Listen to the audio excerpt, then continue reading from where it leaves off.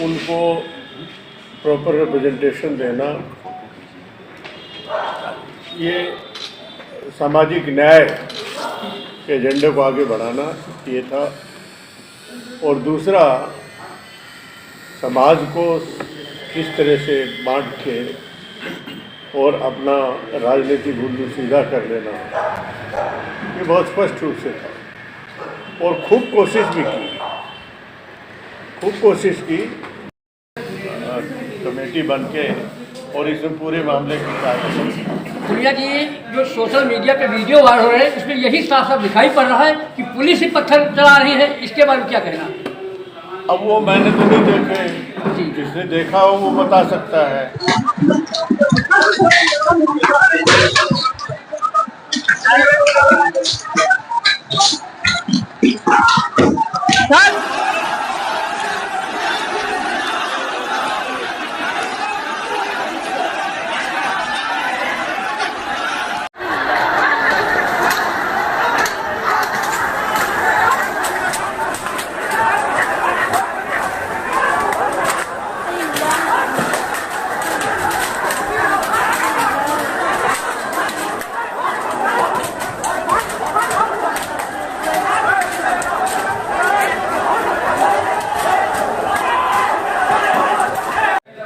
और बाकी भी मैंने जैसे पहले कहा कि इसकी जो पुलिस का बयान है उसकी स्क्रूटनी अलग अलग जगह पे, कई जगह पे होगी, जुडिशियल लेवल पे भी होगी।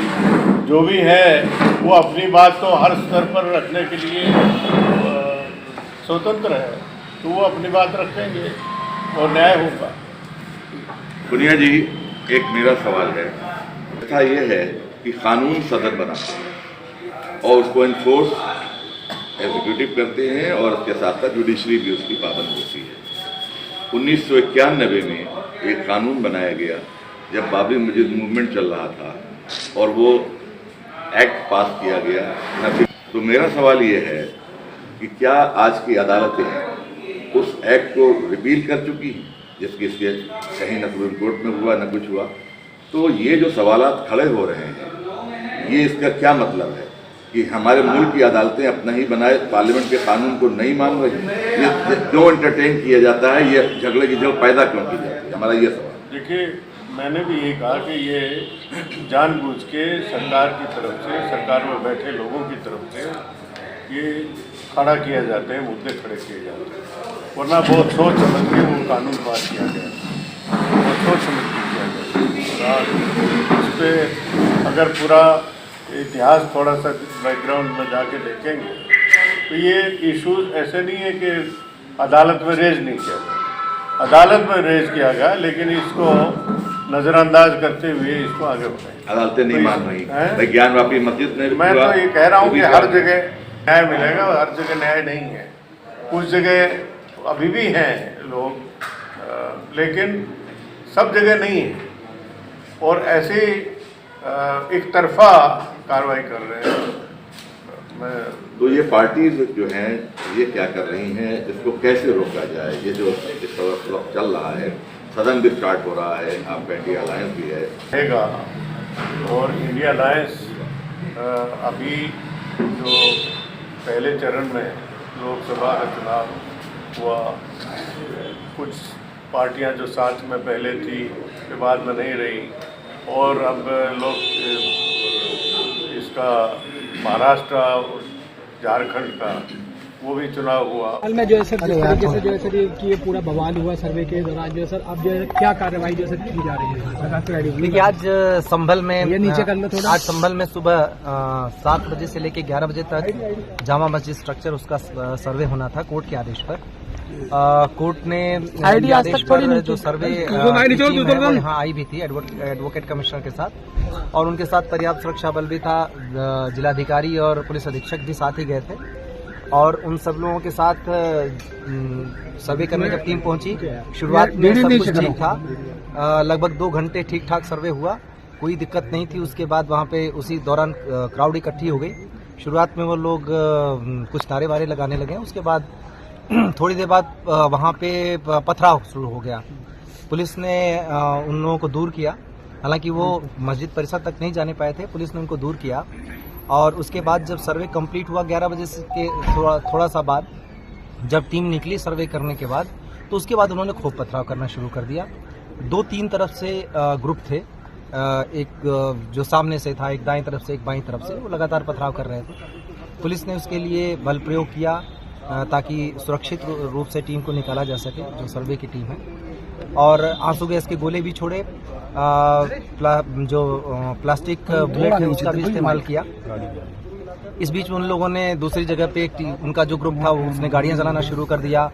3-4 गाड़ियां भी वहां पे जलाई गई, कुछ एक बाइकें भी जलाई गई हैं। उन लोगों को हटाने के लिए भी पुलिस ने फोर्स का इस्तेमाल किया। इस बीच में 2 ग्रुप आमने सामने थे, तो 3 ग्रुप बल्कि वहां पे थे 3 तरफ से। उसी बीच में गोली चली। गोली कौन से ग्रुप ने किस पे चलाई, कैसे हुआ, लेकिन उस बीच में जो गोली चली उसमें हमारे पुलिस अधीक्षक हैं, उनके पीआरओ के पैर में गोली लगी। एक डिप्टी कलेक्टर का पैर फ्रैक्चर हो गया उसी हंगामे में। एक सीओ साहब के भी छर्रे लगे हैं और करीब 15-20 जवान घायल हो गए हैं। एक कांस्टेबल के सिर में गंभीर चोट आई है। और इस गोलीबारी में जहां तक अभी तक कंफर्म हुआ उसके हिसाब से 3 लोगों की मृत्यु भी हुई है। उन 3 लोगों के नाम है नईम, जो कोट करवी से है, बिलाल जो सराय तरीन से है, और नुमान जो हयात नगर सराय तरीन से है। इन तीनों लोगों के अब पोस्टमार्टम की हम तैयारी कर रहे हैं। और जो स्थिति है अभी वो फिलहाल कंट्रोल में है। बीच में जो वो ग्रुप था वो कुछ लोग घूम के चले गए दूसरी तरफ, नखासा की तरफ, और वहाँ पर मैं और डीआईजी साहब मौजूद थे। वहाँ पे भी पथराव किया गया। हम लोगों ने उस भीड़ को खदेड़ा। बाद में एसपी और डीएम साहब भी आ गए थे। उस पथराव घटना में हमारी कोशिश रही कि उनमें से कुछ को पकड़ा जाए, और पकड़ा भी गया। उनमें 2 महिलाएं भी पकड़ी गई जो छत पर से पथराव कर रही थी, और काफ़ी कुछ 5-6 लड़के भी पकड़े गए। अभी तक कुल मिला के जो अभी तक संख्या 15 लोगों के करीब डिटेन किया गया है। उन लोगों से पूछताछ चल रही है। ये निश्चित रूप से एक उकसावे के अंदर की कार्रवाई है, जिसमें जाने भी गई हैं। ये सारे लोग नई उम्र के लड़के या तो थे या फिर महिलाएं थी। ये सारे लोग किसी न किसी उकसावे में आकर कर रहे थे, क्योंकि जो सर्वे का काम है वो कोर्ट के आदेश से पहली बात तो हो रहा है। दूसरी बात यह है कि सर्वे का काम पीसफुली चल रहा था, अभी तक कोई भी दिक्कत नहीं आई थी।